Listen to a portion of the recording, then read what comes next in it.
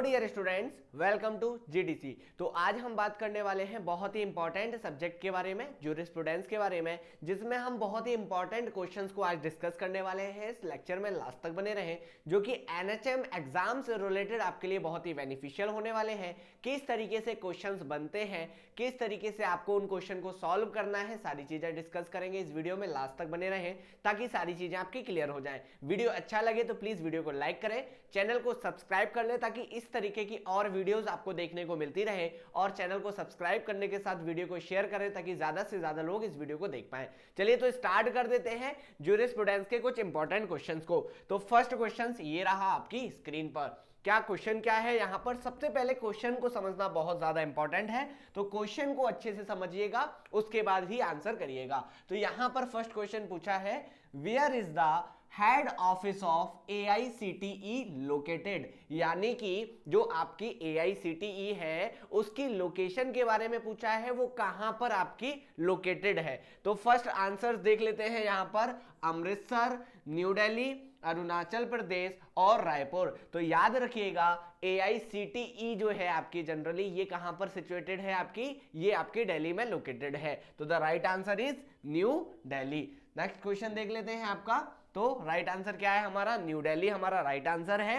Next question यहां पर explanation देख लेते हैं आप। Headquarter of AICTE is located at new Delhi. तो अगर क्वेश्चन पूछा जाए कि जो AICTE है ये कहां पर लोकेटेड है, तो याद रखिएगा न्यू दिल्ली में लोकेटेड है। नेक्स्ट क्वेश्चन देख लेते हैं। सेकंड क्वेश्चन क्या पूछा हुआ है यहां पर?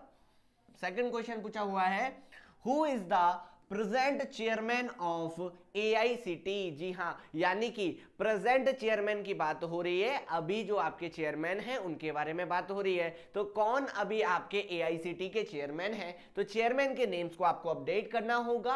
आपको करंटली भी पूछा जा सकता है, कि स्पेसिफिक टाइम से भी पूछा जा सकता है। तो यहां पर पूछे हैं करंट के यानी कि प्रेजेंट के चेयरमैन। तो याद रखिएगा जो अभी के चेयरमैन है वो प्रोफेसर TG सीताराम जी हैं, जो कि आपके क्या है, प्रेजेंट चेयरमैन है किसके? AICTE के।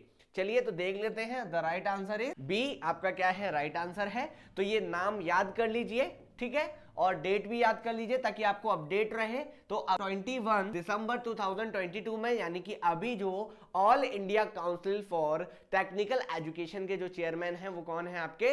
TG सीताराम जी। और AICTE का आपको फुल फॉर्म भी पता होना चाहिए, ये भी क्वेश्चन में पूछा जा सकता है। नेक्स्ट क्वेश्चन देख लेते हैं आपका। नेक्स्ट क्वेश्चन पूछा हुआ है, who is the member of secretary of AICTE। अभी हमने बात की किसकी? चेयरमैन की। अब बात कर रहे हैं यहां पर मेंबर ऑफ सेक्रेटरी की बात हो रही है। तो याद रखिएगा यहां पर क्या क्या ऑप्शंस में दिया है, professor SK Shinde, professor TJ Sitaram ji. TJ Sitaram ji तो अभी हमने डिस्कस किया था, ये क्या है आपके? चेयरमैन है। तो याद रखिएगा कभी भी क्वेश्चन पूछा जाए आपके तो चेयरमैन है। नेक्स्ट प्रोफेसर नेहा रावत और आपके प्रोफेसर राजीव कुमार। तो जी हां, the right answer is D. आपके जो अभी आपके क्या हैं generally member of secretary of AICTE हैं, वो कौन है आपके? प्रोफेसर राजीव कुमार जी हैं। तो the right answer is D. चलिए एक्सप्लेनेशन देख लेते हैं। तो professor Rajeev Kumar is the member secretary of AICTE। ये आपके क्या है? मेंबर सेक्रेटरी हैं किसके? AICTE के। नेक्स्ट क्वेश्चन ये रहा आपकी स्क्रीन पर। यहां पर क्या पूछा हुआ है? अब पूछा हुआ है AICTE एस्टैब्लिशमेंट, यानी कि कब आपका AICTE एस्टैब्लिश्ड हुआ था। तो व्हेन वाज AICTE एस्टैब्लिश्ड? तो याद रखिएगा, आप याद करिए ड्रग एंड कॉस्मेटिक रूल कब आया था। अगर आपको याद होगा तो डेफिनेटली आप इस क्वेश्चन को सॉल्व कर पाएंगे। तो याद रखिएगा यहां पर द राइट आंसर इज आपका नवंबर 1945 में। तो नवंबर 1945 में आपका जनरली AICTE क्या हुआ था? एस्टैब्लिश्ड हुआ था। तो the right answer is a. तो ये आपका याद कर लीजिएगा, the AICTE was established on November 1945। Next question देख लेते हैं आपका। नेक्स्ट क्वेश्चन क्या पूछा हुआ है यहां पर, which of the following is the function of AICTE except, यानी कि जो AICTE है उनका फंक्शन के बारे में पूछा है, उसको छोड़कर इसमें से एक ऑप्शन को क्या करना है? सिलेक्ट करना है, जो कि आपके इस फंक्शन लिस्ट में नहीं आता है। तो देखते हैं यहां पर। सबसे पहला है एलोकेट फंड्स। जी हां, एलोकेट फंड जो है आपका जनरली ये फंक्शन का पार्ट है, आपके AICTE फंक्शन का पार्ट है। नेक्स्ट क्या दिया हुआ है यहाँ पर, प्रोमोट क्वांटिटेटिव इनहांसमेंट। जी नहीं, यहाँ पर प्रोमोट क्वांटिटेटिव इनहांसमेंट आपका ये फंक्शन का पार्ट नहीं है आपकी AICTE का। तो the correct answer is B. B क्या है आपका करेक्ट आंसर है। चलिए तो देख लेते हैं राइट आंसर हमारा क्या है। राइट आंसर है हमारा बी।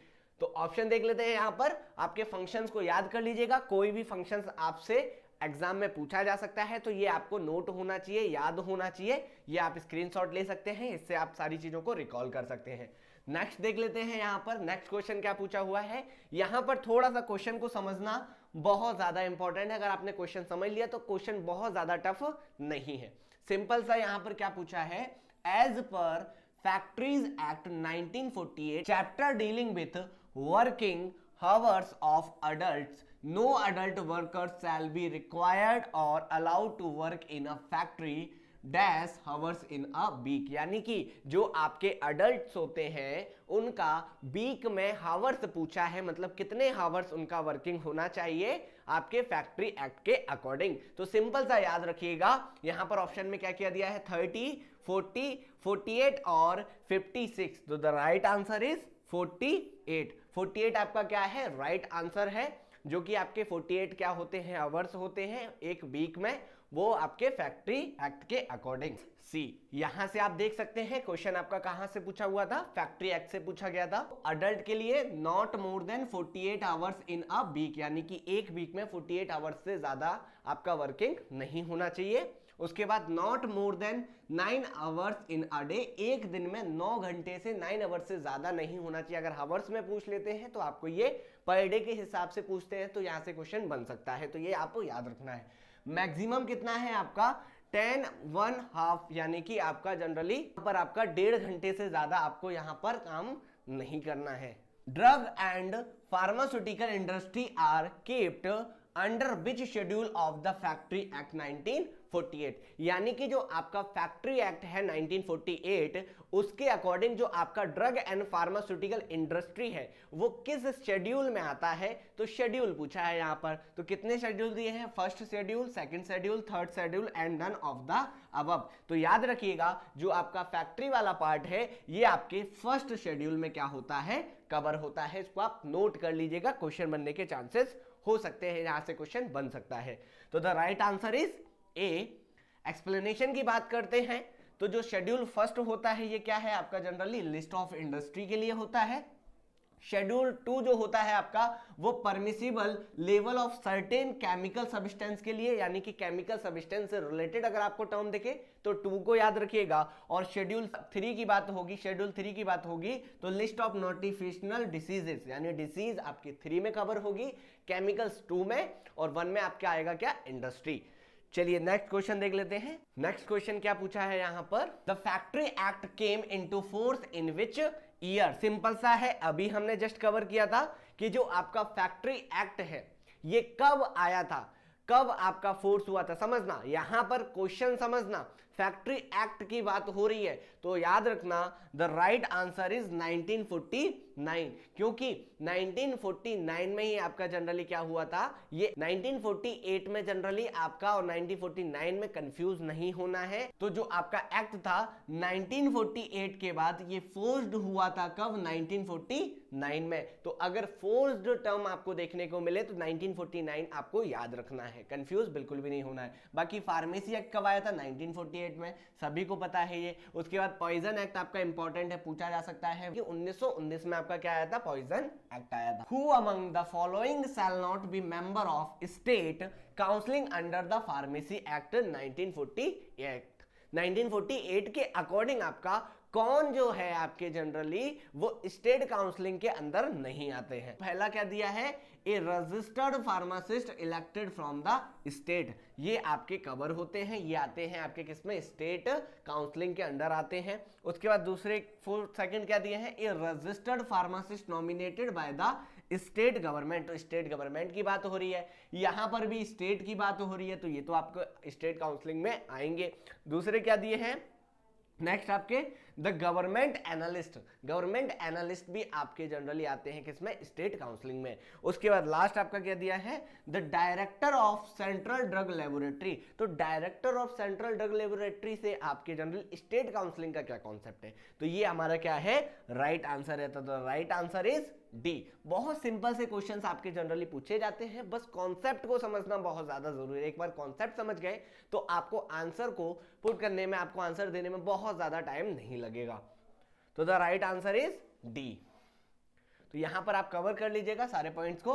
क्वेश्चन क्या पूछा था, तो रजिस्टर फार्मासिस्ट ऑफ स्टेट आपके किस में आते हैं, ये इलेक्टेड मेंबर में आते हैं। ये भी क्वेश्चन पूछा जा सकता है कि इलेक्टेड मेंबर में कौन आते हैं, तो याद रखिएगा। उसके बाद nominated by the state government आपके किस में आती है, नॉमिनेटेड मेंबरशिप में, नॉमिनेटेड मेंबर में आती हैं। तो ऐसे तरीके से आपको सारी चीजें याद रखनी है। नेक्स्ट क्वेश्चन आपका यहां पर क्या पूछा है, when was the Indian pharmacopoeial list prepared, यानी कि जो इंडियन फार्माकोपोइयल लिस्ट थी वो आपकी कब प्रिपेयर्ड हुई थी, उसके बारे में पूछा है। तो याद रखना आपका 1946 में क्या हुई थी, ये आपकी प्रिपेयर्ड हुई थी। तो क्योंकि 1940 में तो आपका क्या आया था, ड्रग एंड कॉस्मेटिक एक्ट आया था। उसके बाद आपका इंडियन फार्माकोपोइयल लिस्ट आपकी कब तैयार हुई थी, कब रेडी हुई थी, 1946 में। तो द राइट आंसर आपका क्या हो जाएगा, डी हो जाएगा। तो the D is right answer. तो याद रखना, क्योंकि आपको पता है कि ड्रग एंड कॉस्मेटिक एक्ट 1940 पर आया था। 1940 में आपका ड्रग एंड कॉस्मेटिक आया, उसके बाद ही आपका क्या आया था, इंडियन फार्माकोपोइयल लिस्ट आई थी। तो 1946 में आपकी क्या आई थी, इंडियन फार्माकोपोइयल लिस्ट आई थी। उसके साथ 1907 में आपकी क्या आई थी, एलम्बिक केमिकल वर्क्स आपका क्या आया है, ये कंपनी आई थी, जो कि 1907 में आई थी। और अगर आपको इसको डिटेल में पढ़ना चाहते हैं तो अभी रिसेंटली एक वीडियो मैंने ना अपलोड किया है जीडीसी ई ट्यूटर में, आप वहां पे जाके सारी चीजों को डिटेल में कवर कर सकते हैं। नेक्स्ट आपका बात करते हैं नेक्स्ट क्वेश्चन के बारे में। नेक्स्ट क्वेश्चन क्या पूछा हुआ है, the 9th edition of the Indian pharmacopoeia is published in the year dash under the chairmanship of, यानी कि जो आपके इंडियन फार्माकोपिया है वो आपके किस चेयरमैन के अंडर में पब्लिश हुई थी। 9th एडिशन की बात हो रही है, यानी कि आपके करंट एडिशन की बात हो रही है।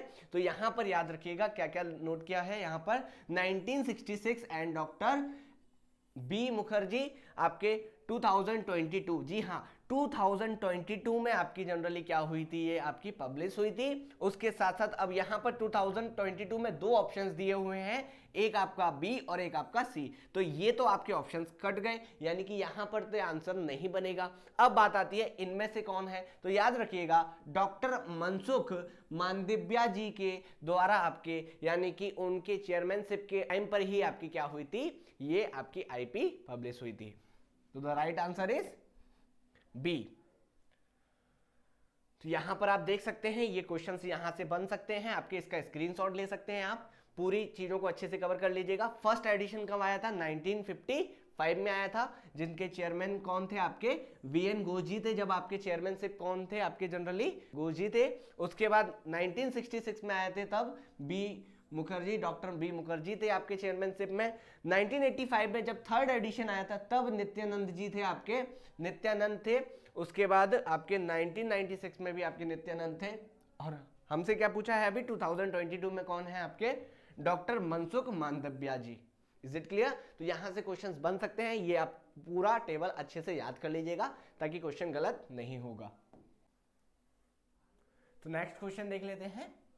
तो नेक्स्ट क्वेश्चन क्या पूछा हुआ है यहां पर, how many number of monograph does the IP 7th edition contain, यानी कि जो इंडियन फार्माकोपिया है उनके 7th एडिशन में कितने नंबर ऑफ मोनोग्राफ्स आपके कंटेन्स हैं। तो ऑप्शन में देख लेते हैं 1584, 2548, जी हाँ। तो द राइट आंसर आपका क्या है, 2548। इतने आपके नंबर ऑफ मोनोग्राफ्स क्या हैं आपके, कंटेन है किसमें, 7th एडिशन ऑफ आईपी में। तो राइट आंसर क्या हो जाएगा हमारा, बी।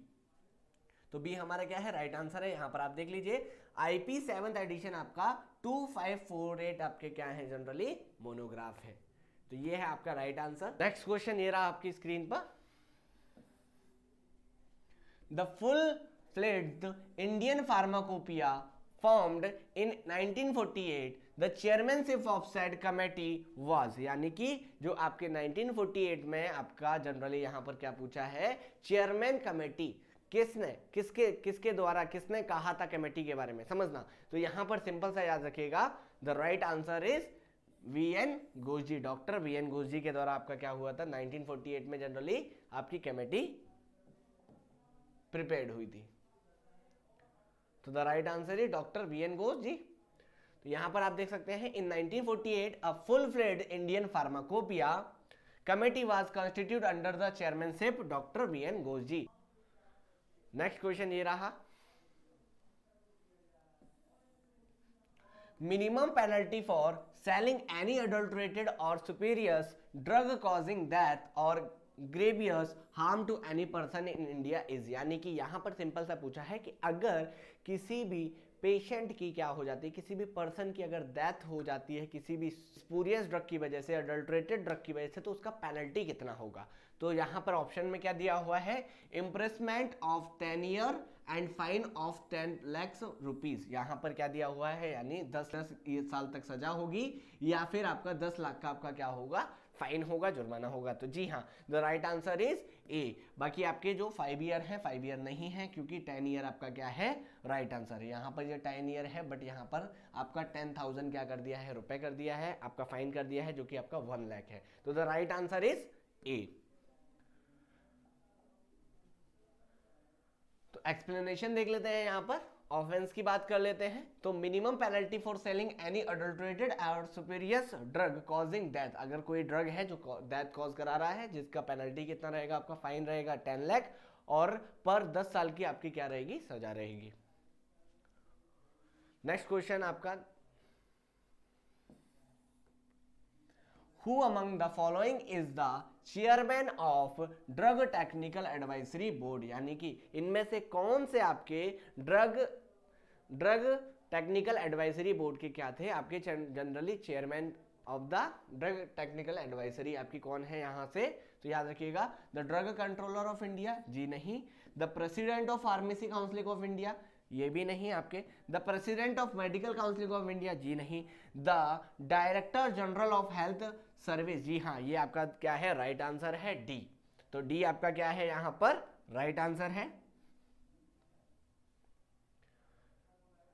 तो ड्रग टेक्निकल एडवाइजरी बोर्ड की बात कर रहे थे, तो director general of health service has been appointed the chairman of drug technical advisory. Next बात कर लेते हैं आपका क्या, नेक्स्ट क्वेश्चन के बारे में। नेक्स्ट क्वेश्चन क्या है यहाँ पर, the central drug laboratory is situated in, जो सेंट्रल ड्रग लेबोरेटरी है ये आपकी कहां पर सिचुएटेड है, तो याद रखिएगा मुंबई, दिल्ली, कोलकाता या फिर लखनऊ। तो जो आपकी ड्रग लेबोरेटरी है, जो सेंट्रल ड्रग लेबोरेटरी है, वो आपकी कहां पर सिचुएटेड है, कोलकाता में क्या है आपकी सिचुएटेड है। तो द राइट आंसर इज आपका सी। एक्सप्लेनेशन देख लीजिए, सेंट्रल ड्रग लेबोरेटरी आपका कोलकाता में, अगर आपसे टेस्टिंग की बात होगी तो मुंबई की बात होगी। टेस्टिंग लेबोरेटरी की अगर बात हो रही है आपकी जनरली, तो आपकी चेन्नई में भी है और मुंबई में भी है। ड्रग लेबोरेटरी आपकी खुसौली में भी है, तो खुसौली अगर ऑप्शन में होता तो खुसौली पे भी आप क्या कर सकते थे, वहां पर आंसर टिक कर सकते थे। नेक्स्ट क्वेश्चन क्या पूछा है यहां पर, schedule T of the drug and cosmetic act prescribes GMP specification for manufacturer of, यानी कि यहां पर सिंपल सा शेड्यूल टी के बारे में पूछा है। क्या पूछा है, शेड्यूल टी के बारे में ड्रग एंड कॉस्मेटिक एक्ट में, जो कि आपके जनरली आपके यहां पर सिंपल सा पूछा हुआ है कि शेड्यूल टी क्या होता है, जीएमपी आपका स्पेसिफिकेशन फॉर मैन्युफैक्चरिंग ऑफ, किसके लिए आपकी जनरली ये आपकी प्रीफर की जाता है, शेड्यूल टी। तो याद रखिएगा, शेड्यूल टी में आपके क्या आते हैं, आयुर्वेदिक, सिद्धा, यूनानी मेडिसिन आपकी किसमें कवर होती हैं, जनरली शेड्यूल टी में आती हैं। तो the right answer is a आपका क्या है, राइट आंसर है। की बात कर लेते हैं, तो शेड्यूल टी आपका किसको रिप्रेजेंट करता है, जीएमपी प्रैक्टिस फॉर आयुर्वेदिक, सिद्धा, यूनानी मेडिसिन के बारे में। वहीं एफएफ की बात करें तो ऑप्थेल्मिक प्रिपरेशन की बात होती है, और सी की बात करें तो बायोलॉजिकल की बात होती है, और M1 की बात करें तो मैन्युफैक्चरिंग ऑफ होम्योपैथी की बात होती है। नेक्स्ट बात करते हैं, यहां पर क्या पूछा हुआ है, biological and biological products are governed by which schedule of the drug and cosmetic act 1940, यानी कि बायोलॉजिकल प्रोडक्ट की बात हो रही है। तो बायोलॉजिकल प्रोडक्ट में यहां पर याद रखिएगा कौन सा शेड्यूल पूछा हुआ है कि बायोलॉजिकल प्रोडक्ट जो कि आपके रिप्रेजेंट करता है। तो शेड्यूल बी में, शेड्यूल सी में, शेड्यूल जी में या फिर शेड्यूल डब्ल्यू में। तो याद रखिएगा यहाँ पर जो शेड्यूल सी होता है आपका, बायोलॉजिकल प्रोडक्ट जो होते हैं वो आपके किस में कवर होते हैं, शेड्यूल सी में कवर होते हैं। तो the right answer is B. तो ये आपका क्या है आंसर। शेड्यूल बी में आपका क्या आता है, शेड्यूल बी में आता है गवर्नमेंट एनालिस्ट। गवर्नमेंट एनालिस्ट आपके किस में आते हैं, बी में आते हैं। डब्ल्यू में क्या आते हैं आपके, generally marketed generic names only आते हैं। वहीं पर सी की बात हो रही थी, तो biological and other species product आपके किस में आते हैं, जनरली शेड्यूल सी में आते हैं। नेक्स्ट क्वेश्चन क्या पूछा है यहाँ पर, pharmacy council of India contain comprises dash member from AICTE and UGC, यानी कि जो फार्मेसी काउंसिल ऑफ इंडिया है वो कितने आपके मेंबर क्या करती हैं, कंटेन करती हैं, कंप्राइज करती हैं आपके AICTE और UGC के लिए। तो याद रखिएगा यहाँ पर ऑप्शन में क्या दिया है, 1, 2, 3 या फिर 4। तो याद रखिएगा यहाँ पर 2 मेंबर्स क्या करते हैं generally, the right answer is 2, यानी कि pharmacy council of India contain comprises 2 member from AICTE and UGC। 2 member क्या करते हैं जनरली यहाँ पर कंप्राइज करते हैं। तो the right answer is B. तो यहाँ पर आप देख सकते हैं इलेक्टेड मेंबर्स की बात होगी तो 6 मेंबर की बात होगी, नॉमिनेटेड मेंबर में भी 6 मेंबर की बात होगी, और नॉमिनेटेड से ही क्वेश्चन पूछा था कि 2 member, 1 from UGC and 1 from AICTE। तो द राइट आंसर इज आपका 2। नेक्स्ट क्वेश्चन आपका, इन AICTE the chairman is appointed by, यानी कि जो AICTE है वहां पर जो चेयरमैन होते हैं वो किसके द्वारा अपॉइंट किए जाते हैं। तो state government of Delhi, central government, आपका इलेक्शन ऑफ रजिस्टर्ड फार्मासिस्ट या फिर प्रेसिडेंट। तो याद रखिएगा सेंट्रल गवर्नमेंट के द्वारा आपका क्या किए जाते हैं, जनरली आपके अपॉइंट किए जाते हैं AICTE के चेयरमैन को। तो the right answer is B. B is the right answer. तो AICTE is established by central government, किसके द्वारा ये एस्टैब्लिश हुआ है भाई, यहाँ पर ये सेंट्रल गवर्नमेंट के द्वारा क्या हुआ है, ये एस्टैब्लिश हुआ है, तो उन्हीं के द्वारा क्या होता है, यहाँ पर आपका सिलेक्शन होता है, अपॉइंट होते हैं। नेक्स्ट क्वेश्चन क्या पूछा हुआ है यहाँ पर, the area of premises for wholesale of schedule C and C1 drug should not be less than, यानी कि यहां पर बात हो रही है होलसेल की। तो एरिया पूछा हुआ है कि कितना यहां पर आपका क्या होना चाहिए, मिनिमम एरिया परमिसेस के लिए होना चाहिए। तो याद रखिएगा यहां पर जो एरिया होना चाहिए वो कितना होना चाहिए, 15 square metre, 10 square, 8 square metre और आपका 16 स्क्वायर मीटर। तो द राइट आंसर इज 10, यानी कि 10 स्क्वायर मीटर से कम आपका एरिया नहीं होना चाहिए। तो the right answer is B. तो यहां पर आपका राइट आंसर क्या है, बी है। तो ये डिफरेंट आपके डोजेस फॉर्म है, इनके अकॉर्डिंग आपका डिफरेंट क्या होता है, एरिया होता है। तो यहां पर एरिया कितना दिया हुआ है आपका 10 स्क्वायर मीटर, आपका मिनिमम क्या होना चाहिए, एरिया होना चाहिए। नेक्स्ट क्वेश्चन आपका क्या पूछा हुआ है यहां पर, who was the first chairman of pharmaceutical inquiry committee, यानी कि फार्मास्यूटिकल इंक्वायरी कमेटी के फर्स्ट चेयरमैन कौन थे आपके। तो ऑप्शन में क्या क्या दिया है, बी मुखर्जी, एस.एल. भाटिया जी, जोसेफ बोरे जी और A.L. मोदालियर जी। तो याद रखिएगा यहाँ पर the right answer is SL. Bhatia ji. Bhatia ji आपके क्या थे, फार्मास्यूटिकल इंक्वायरी कमेटी के फर्स्ट चेयरमैन थे। तो the right answer is B.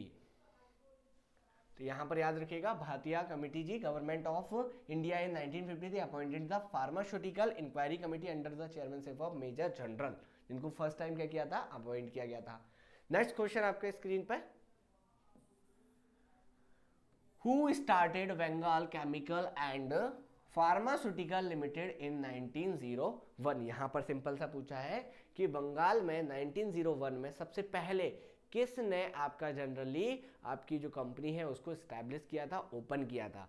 तो ऑप्शन में क्या दिया हुआ है, प्रोफेसर टी.के. गुज्जर जी, जी नहीं, टी.के. गुज्जर जी ने 1903 में आपका क्या किया था, स्टार्ट किया था। आचार्य प्रफुल्ल चंद्र राय जी, जी हाँ, this is the right answer. इन्हीं ने क्या किया था आपका 1901 में आपका chemical, Bengal chemical and pharmaceutical क्या किया था आपका, स्टार्ट किया था। तो the right answer is B. तो यहाँ पर आप देख सकते हैं 1901 started small factory Bengal chemical pharmaceutical, जो कि आचार्य प्रफुल्ल चंद्र जी के द्वारा हुआ था, और प्रोफेसर टी.के. गुर्जर जी ने 903 में किया था। नेक्स्ट क्वेश्चन आपका, the report of a test और analysis by an approved institution such as central drug laboratory is submitted in. तो यहां पर सिंपल सा पूछा है कि आपका जनरली फॉर्म नंबर्स के बारे में क्वेश्चन पूछा हुआ है, तो टेस्ट से रिलेटेड बात हो रही है, द रिपोर्ट ऑफ टेस्ट और एनालिसिस की बात हो रही है। तो यहां पर राइट आंसर क्या होगा आपका, फॉर्म नंबर 39। तो फॉर्म नंबर 39 आपका क्या है, राइट आंसर है। तो आपका राइट आंसर क्या है, आपका जनरली फॉर्म नंबर 39। तो 39 की बात कर लेते हैं यहाँ पर, approved institution shall furnish reports of the rest of the test और analysis in form number 39। Next question आपका ये रहा स्क्रीन पर, the licence for manufacturing of cosmetic is issued in, यानी कि मैन्युफैक्चरिंग की लाइसेंस की बात हो रही है, कॉस्मेटिक की मैन्युफैक्चरिंग की लाइसेंस की बात हो रही है, तो किस फॉर्म नंबर का यूज करेंगे। तो यहाँ पर ऑप्शंस में दिए हैं form number 31, form number 32, form number 31A और फॉर्म नंबर 32A। तो the right answer is form number 31A। तो ये आपका क्या है, राइट आंसर है, जो कि आपका यूज किया जाता है कॉस्मेटिक आपके जो मैन्युफैक्चरिंग होती है उसको इशू करने के लिए। तो the right answer is 31A। तो यहाँ पर आप देख पा रहे होंगे कॉस्मेटिक का loan manufacturing of cosmetic 31A।